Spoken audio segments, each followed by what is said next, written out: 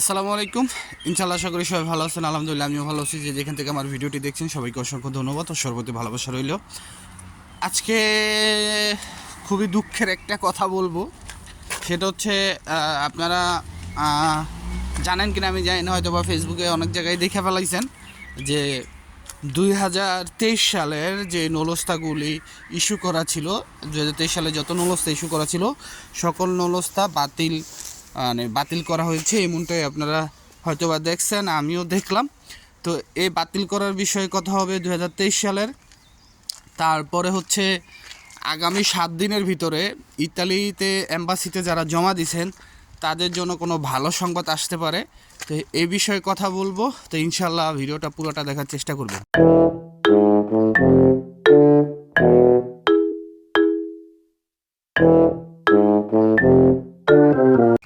তো সব কিছুর জন্য আলহামদুলিল্লাহ। প্রথমে আমি যেটা কথা বলতে চাই যে আপনার 2023 সালের যারা নলস্তা পেয়েছেন, 2023 সালের নলস্তা যারা ইতালি এম্বাসিতে জমা করেছেন, আপনাদের সকলের নলস্তা বাতিল করা হয়েছে। সেটা হয়তোবা আপনারা অনেক ফেসবুক পেজে দেখছেন, হয়তোবা অনেক গ্রুপে দেখছেন, গ্রুপে যেগুলো শেয়ার করছে। এই কথাটা কিন্তু সত্য যে আপনার 2023 সালে যে নলস্তাগুলি আছে আপনারা যারা ইতালি অ্যাম্বাসিতে জমা দিয়েছেন, আপনাদের সকলের নলস্তা বাতিল করা হয়েছে। আর এটা বাতিল করার পেছনে হচ্ছে যারা যারা পোস্টগুলি করছে, তার দাদারে দিয়ে বাতিল করছে, তার বাবারে দিয়ে বাতিল করছে। আসল আসল কথা বুঝতে পারছেন, ইতালির গভর্নমেন্ট বাতিল করে নাই বা ইতালির পেপুত্তরা বাতিল করে নাই, বাতিল করছে হচ্ছে আমরা বাঙালিরা বাতিল করছি। আমি খালি ভাবি মাঝে মাঝে ফেসবুকে ঢুইকা দেখি কি আপনারা ওইখানে পোস্ট করছে যে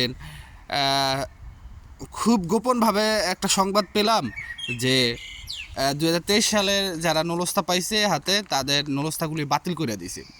মানে রোজার দিন মুখ দিয়ে মনে করেন যেন খারাপ ভাষা আইতেছে, বাট বলতে পারলাম না। এইসব মানুষের জন্য, মানুষ এমনিই আছে ভোগান্তিতে, তারপরেও আবার এইসব মানুষকে আরও ভোগান্তিতে ফালানোর জন্য এইসব পোস্ট করে। বাতিল করলে সরকারি ঘোষণা আসবো। ভাই আমার কথা বোঝেন, ইতালিতে যা কিছু হইব সব কিছু সরকারি ঘোষণা হইব। এই যে দেখেন, ওয়ান স্টপ ভেরিফিকেশন সরকারি ঘোষণা আইছে না, আসছে কি না? তারপরে আপনার এই মনে করেন ইতালিতে সানা তুলিয়া দেয় যে মনে করেন যে জনসাধারণকে ক্ষমা করে যারা আপনার অবৈধভাবে থাকে, ঘোষণা দিয়ে করে না, নাকি চুপে চাপে করে? ইটালিতে যা কিছু হইব, যত আইন হইব, যত কিছু হইব, সব কিছু আপনার ঘোষণা দিয়ে করবো। হ্যাঁ, তবে আপনার যদি 2023 সালের নলস্তাগুলি বাতিল করে, অবশ্যই সেটার নতুন আইন পাশ করতে হইবে। আর যদি পিছনে তাদের কোনো আইন থাকে, অবশ্যই সেই আইনের ধারা দিয়ে কিন্তু আপনাদেরকে আবেদন বাতিল করা হবে।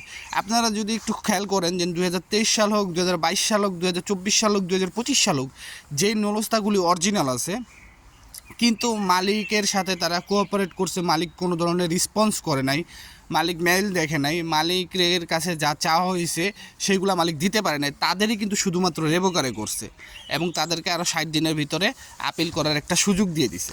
এখন আপিল তো আর আপনি করতে পারবেন না, আপিল কিন্তু আপনাদের করতে বলে না, আপিল করতে বলছে মালিককে। যেহেতু আপনি হচ্ছে আবেদনকারী, সেহেতু আপনাকে একটা আপনার রিজেক্ট পেপার দেওয়াই লাগবে। এখন আপনারা সকলেই মনে করতে পারেন যে এটা রিজেক্ট পেপার না, এটা রিজেক্ট পেপার না। আপনি আপনার এখন তারা তো সরাসরি আপনার মালিকের সাথে কোঅপারেট করতে পারবে না। হয়তোবা আপনার যদি রিজেক্ট পেপারটা দিয়ে দেয়, তখন আপনি আপনার মালিকের সাথে কমিউনিকেশন করলে কিন্তু তখন দেখতে পারবো মালিকে যে আমার কাছে মেইল আসছিলো, বাট আমি দেখি না, বা অনেক মালিক কিন্তু বলেই নেই। যেরকম আমি আমার বন্ধুদের দিয়ে একটু আপনাদের বুঝাই যে মালিকের কাছে মেসেজ আসছিলো আলাজ্জা দেওয়ার জন্য, যেহেতু ওদের সিজনাল ভিসা ছিল। তো মালিক মেসেজ দেখেই না। এখন মনে করেন যেন হালার গলায় হালায় ছয়টা বিচারই আলাজ্য দিয়া মনে করেন যেন আপিল করছে। ঠিক আছে, এখন আপিলের রেজাল্ট আইব সামনে, এখন ওদের ভাগ্যে আছে কি না জানি না। এখন ওই বেটারা তো মনে করেন আমার লগে তো মনে করেন একদম কাউকে খেসরি করতেছে যে টাকা তো দিছে বেটারা, 1 বছর হয়ে গেছে গা। অবশ্যই তারা টাকার একটা তাদের আছে। এরা যত বড়ই মনে করেন ইমানদার লোক থাক, গ্যারান্টি যতই দেওয়া থাক, স্ট্যাম্প করে থাক, তারপরে এতগুলো টাকা তাদের একটা আছে না। তো যাই হোক, সে কথায় না আসি। 2023 সালের নলস্তা কোনো ধরনের বাতিল হয় নাই, কোনো ধরনের কিছু হয় নাই, স্থগিত রাখা হয়েছে। 2023 সালের নলস্তা স্থগিত রাখা হয়েছে। 2024 সালেও যারা পাইছে তাদের নলস্তা স্থগিত রাখা হয়েছে, সমস্ত 24 অক্টোবরের আগে ইস্যু করা সমস্ত নলস্তা। এখন বলতে পারেন যে ভাই তাহলে ভিসা পাচ্ছে কেমনে 2023 আপনি যেন আপডেট দেন।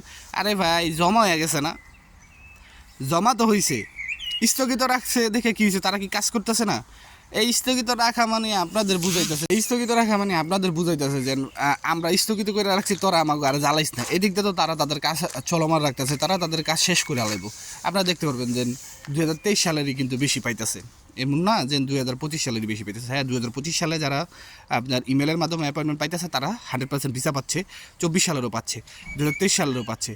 তো আমি জাস্ট আপনাদের একটা কথাই বলতে চাই, 2023 সালের হোক, 2024 সালের হোক, 2025 সালের হোক, কোনো ধরনের নুলস্থা এখন তৈরি বাতিল করা হয়নি এবং সরকারি কোনো ঘোষণা আসেনি। এরপরে দ্বিতীয় যে বিষয়টা, যে আগামী 7 দিনের ভিতরে একটা খুশির সংবাদ আসতেছে ইটালি এম্বাসির থেকে। আগামী 7 দিনের ভিতরে এটা কীভাবে বললো যে আগামী 7 দিনের ভিতর একটা খুশির সংবাদ আসতেছে, আমি তাহলে আপনাদের বলি। আপনারা সকলেই জানেন যে ভিএফএস গ্লোবাল বা এম্বাসি থেকে কিন্তু একটা আপডেট দেওয়া হয়েছিল যে আপনার এপ্রিল মাসে হয়তো বা শুরু থেকে আপনার অ্যাপয়েন্টমেন্টের নতুন সিস্টেম আসবে। তো আজকে ধরেন 22-23 তারিখ চলে, ওই বুদ্ধিমান লোক সে ওইটার ভিতরে অনুমান করে সে মনে করেন আগামী 7 দিনের একটা হিসাব দিছে। যেন আগামী 7 দিনের যদি একটা হিসাব দেয় তাহলে অবশ্যই ভিএফএস গ্লোবাল বন্ধের দিনগুলো বাদে একটা আপডেট দিব, বা ইতালি এম্বাসি একটা আপডেট দিব। আর সেই আপডেটের জন্যই কিন্তু সে এই আগামী 7 দিনের কথা উল্লেখ করছে। এই পোস্ট আমারও দেওয়া লাগবে, তাহলে মনে করেন আমিও অনেক আপনাদের অনেক উপকার করতে পারবো। কিন্তু এটা কথা সত্যি যে আগামী 7 দিনের ভিতর কি আগামী এই মাসের ভিতরেই আপনারা কোনো নতুন আপডেট পাবেন ভিএফএস গ্লোবাল অথবা ইতালি এম্বাসি থেকে। তো আশা করি সবাই ভালো থাকবেন, সুস্থ থাকবেন, সকলে আমার জন্য দোয়া করবেন, সবার জন্য দোয়া রইল। আসসালামু আলাইকুম, আল্লাহ হাফেজ।